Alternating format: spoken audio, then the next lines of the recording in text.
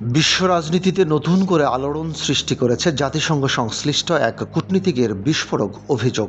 দীর্ঘদিন ধরে আন্তর্জাতিক অঙ্গনে সক্রিয় থাকা মোহাম্মদ সাফা হঠাৎ করেই তার পদ থেকে সরে দাঁড়িয়ে দাবি করেছেন ইরানকে কেন্দ্র করে ভয়াবহ এক পরিকল্পনার দিকে এগোচ্ছে বিশ্ব। রোববার সামাজিক যোগাযোগ মাধ্যমে দেওয়া এক পোস্টে তিনি জানান, তিনি আর এমন একটি ব্যবস্থার অংশ থাকতে চান না যা তার ভাষায় মানবতার বিরুদ্ধে সম্ভাব্য অপরাধের দিকে এগুচ্ছে।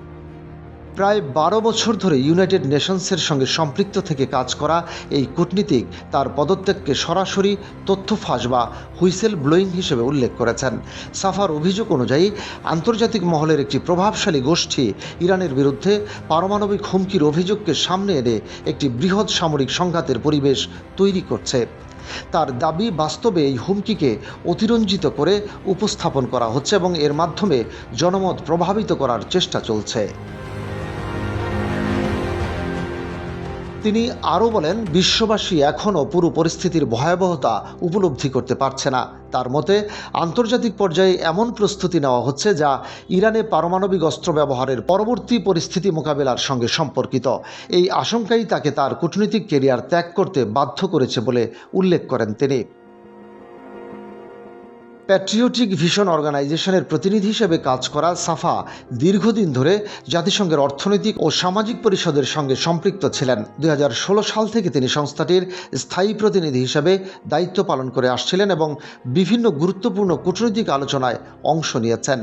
তার বক্তব্যে উঠে এসেছে তথ্য প্রযুক্তি ও গণমাধ্যমের ভূমিকাও। তিনি অভিযোগ করেন, সামাজিক যোগাযোগ মাধ্যমের অ্যালগোরিদম এবং বৈশ্বিক মিডিয়াকে ব্যবহার করে সাধারণ মানুষকে এমন ধারণা দেওয়া হচ্ছে যে ইরান বিশ্ব শান্তির জন্য বড় ধরনের হুমকি। এই প্রক্রিয়াকে তিনি মিস ইনফরমেশন ক্যাম্পেইন হিসেবে আখ্যা দিয়েছেন।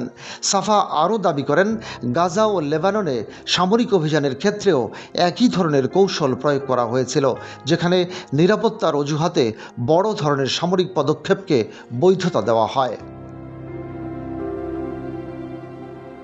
তিনি সতর্ক করে বলেন, যদি এই পরিস্থিতি নিয়ন্ত্রণ করা না যায় তাহলে বিশ্ব নিউক্লিয়ার উইন্টারের মতো ভয়াবহ পরিণতির দিকে এগুতে পারে।